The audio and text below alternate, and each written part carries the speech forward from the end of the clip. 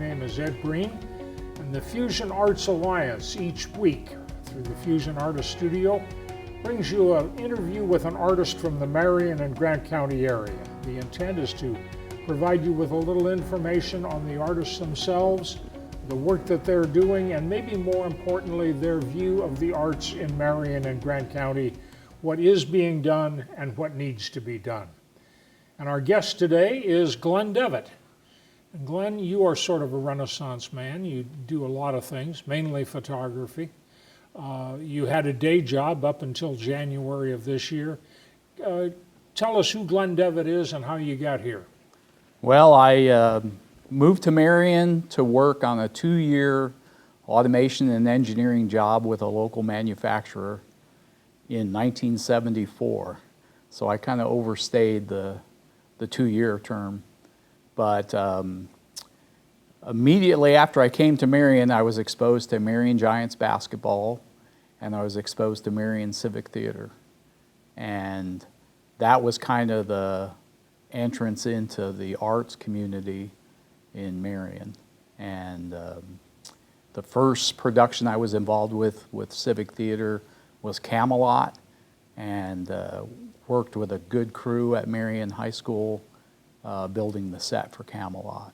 So you were part of the behind the scenes. Right. You were not a part of the show. Right, not an actor. The only acting I had any experience with was as a child. My parents were involved in the Nankin Mills Players Group up in Michigan, where I lived before I moved to Indiana, but never much, on screen or on camera. So you're a natural born Wolverine? Behind the scenes. Well, actually, I was born in New Jersey. Oh, even worse. But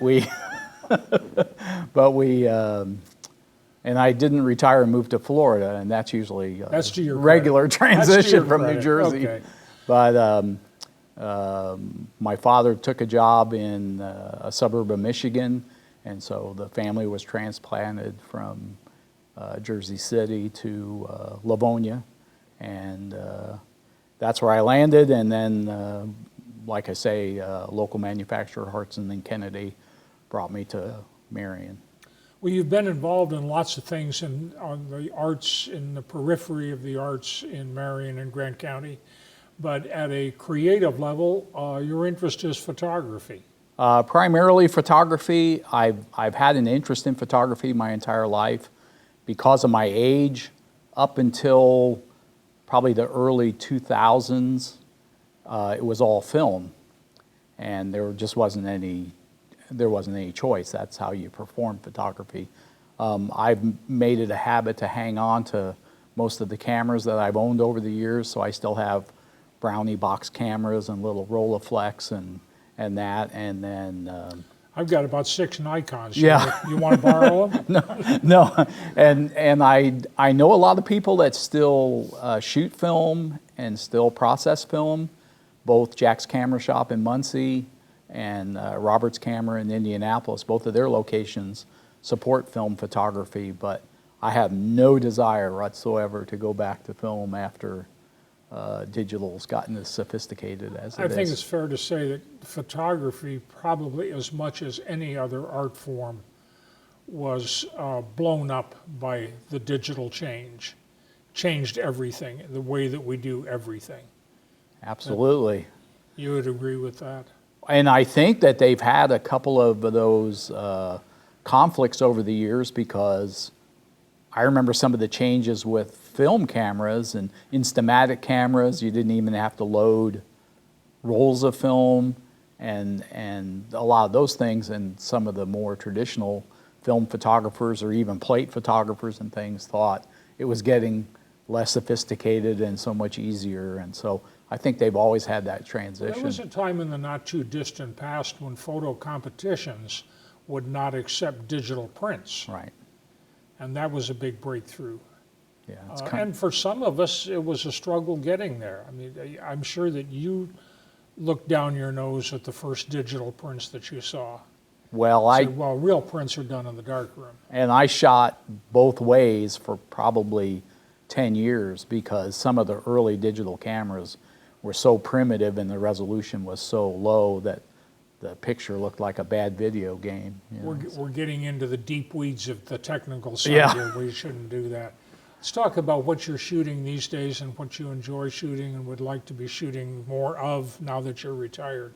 Well, after retirement, I had a pretty full schedule, a lot of performing arts things, the Concerts in the Park series. I've shot that for several years. The Community School of the Arts, all the sporting events and things like that. And it all just came to a screeching halt. So, Yep. so I wound up being a landscape photographer. I've experimented with improving my knowledge of video recording and video editing, which is quite involved compared, by my point of view, compared to editing photography. I don't edit or Photoshop a lot of my pictures. I'll do kind of rudimentary crops, and I like to get color and things like that correct in the camera, and like to have it as close as possible. But here recently, I've shot cross country here at IWU, volleyball game, some golf matches, football games started, so I shot. So a lot of your photography has been essentially journalistic. Absolutely. I know in the early days of the revival of the News Herald, you were providing a picture page to Doug Rohrbach every week. I did that for about 3.5 years, and I would take a collection. It was Grant County life.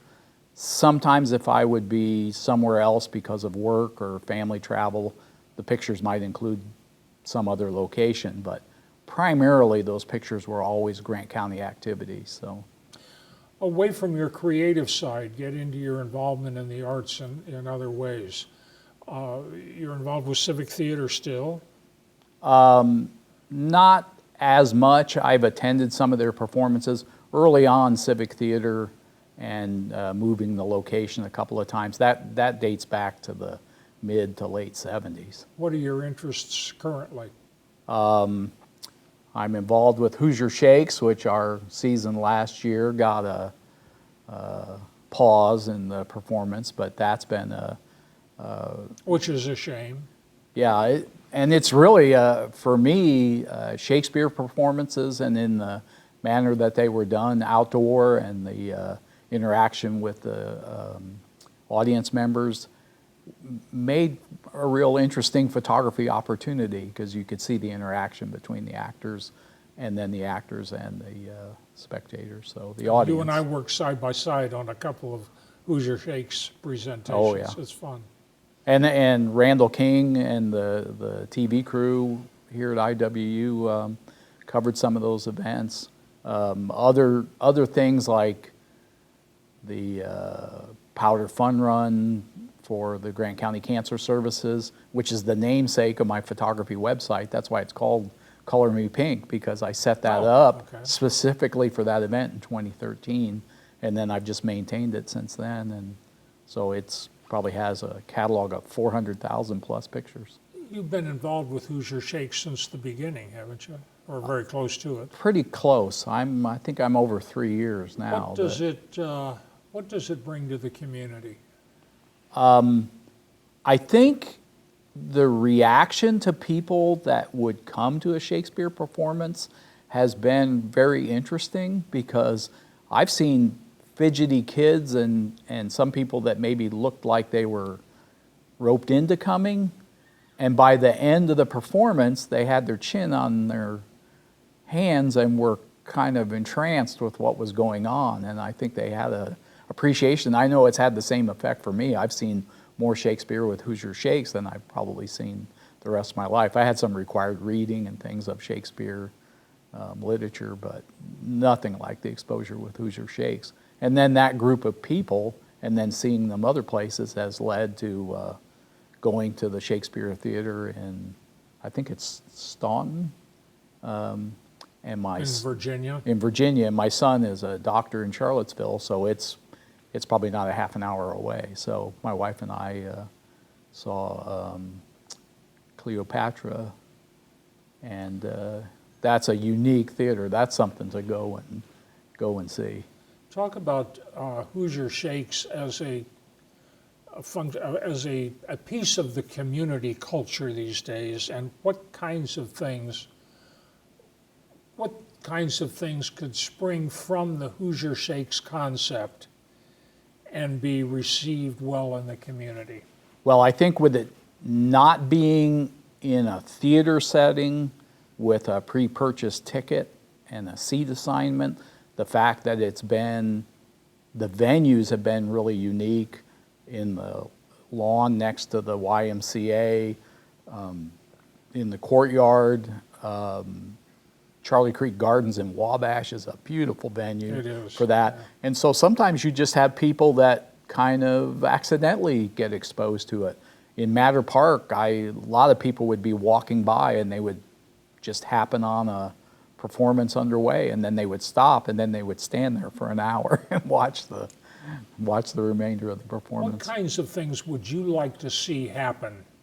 You have some time on your hands now. You can involve yourself in the community more.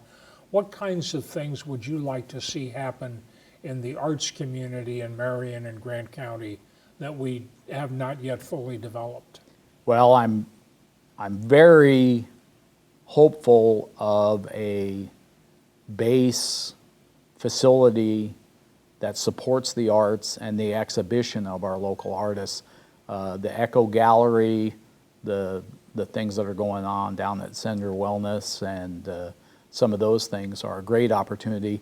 I know you and I were back-to-back exhibitors at the art gallery that they had at the Community School of the Arts. We were at CSA at CSA with Jennifer Payne, and she walked me through that process. I had a wonderful experience. I think I exhibited 27 or 28 pieces of art, wound up selling like 23 of them. It was a huge fundraiser for CSA. You did a lot better than I did. Yeah, it was good. I think the gift of art and the opportunity to get printed photography in people's hands is a big thing, and I still advocate for that, to print pictures occasionally. Is the community receptive to the kinds of things that you and I would suggest would be good for the community? I think they are. I think it just has to be an effort that the timing of it, some of the resurgence of interest and activity in downtown Marion, some of those things I think are lead to success in the arts. I've lived a lot of places besides Marion because of my work, and I've seen vibrant art communities in other areas. I've seen First Fridays and things like that in other communities, small communities. I'm not talking about in Phoenix, I'm talking about in Red Bluff, California, and things like that, where they had a smaller downtown and a smaller population to work with, but a good, strong support for the arts in their community. So, what does Glen Devitt want to be doing over the next 5 years? Well, I've been in 47 states, some of them without seeing anything other than an airport, a rent-a-car counter, a customer site, maybe someplace to eat, and a hotel room. So there's a lot of places around this country that I'd love to see. I've traveled and been other places in the world, so travel is one thing that I'd like to do. I'd like to do it with a focus on bringing photography with me. So we were talking for a few minutes before we went on about the fact that you've become involved with Acres Land Trust, right, which is a conservation group in Northeast Indiana. Has 25 or 30 properties now that they... Well, there's 53 that are open to the public, and some of them are well known around here, Hanging Rock and Seven Pillars, the Asherwood property. Right. Asherwood, which used to be a part of Marion Community Schools. The schools could no longer support it, so they donated it to Acres Land Trust. Right. And so it's, I've made a couple of visits up there. And then I know people that I've met through the arts. We have Aaron Messer, who's a local teacher. Met him through a number of things, CSA, and then later on they put on a performance series during the summer called TNT, Thursday Night Theater. and that was a great thing. And then the Asherwood property kind of lends itself to what Aaron's curriculum is, so he's actually gone up there and done some shooting and made little documentary features of And for biology. folks with a budding interest in photography or video, those Acres Land Trust sites are just like a playground. Absolutely. Marvelous opportunities to do things photographically in terms of painting, maybe writing, all sorts of creative endeavors. Yeah, they were a heaven sent during the kind of lockdown COVID period, because everything else had to essentially come to a stop, and there weren't any other, formalized activities. And to go hiking, I have a daughter that has a real fondness for the outdoors, a Appalachian Trail through hiker in 2016, and she's a real advocate of that, and she is an advocate of leaving no trace. So when you go to the nature preserves, you experience them and you appreciate them for what they are, but you don't collect things, you don't leave things, and you don't take home a bag of rocks with you. You're right, a bag of rocks, or stack rocks, or or make sculptures and things in the. Any photographic exhibits on the horizon for you? It took me nearly 3 days to move out of my office, and I had a collection of framed photography in my office, and then I had small stacks of framed things leaning against the walls and that. So you accumulate a lot of stuff in a 46-year history. So I think some of those things kind of revisited and maybe reframed and reformatted. There might be some possibilities. I did a photography class down at the 407 Design Studio with Linda Harmon back in January. And it was actually a cell phone photography class. And when we were talking about the conflicts between the maturing photography industry. The cell phone cameras destroyed the priesthood of photography. Well, I mean, everybody in the world now can take pictures. Yeah, that everybody has a camera and everybody takes pictures, whether a lot of that is good photography or not. But the thing is, from my point of view, if you take a good picture, well formatted, well composed, tells a story, shows an expression of emotion, and that, I could really care less what you shot that picture with. And I think some of the most iconic pictures in the world are maybe not technically as sophisticated as some pictures can be, but it's hard to replace the image that they are. And this isn't supposed to be a planning session, but wouldn't it be fun if we brought 2 or 3 or 4 photographers locally together to talk about what makes good photographs? Maybe we can do that as a segment. Well, I actually signed up for Eric Marshall's photography class at CSA. It's been a few years ago, but he was kind of puzzled why I signed up for the class. He said, "I think you're shooting more photography than I am." And I said, but to be around photographers, we originally started to hold the class at CSA, and we had a conflict with a cooking class in the cleanup and that. So Eric volunteered his studio, and then we had 4 or 5 people that were pretty active through that semester. And he would give us assignments. I remember shooting still lifes. I remember shooting a harvest season in Marion and some other things. And he would get specific about lighting philosophies and things like that. But Why it was don't a we great both time. enroll in Eric's next class? Yeah, we should do that. Well, I don't know if he's doing that actively now, but and I had a class for CSA's 20 years. We had 20 days of art for 20 years of CSA history in Marion.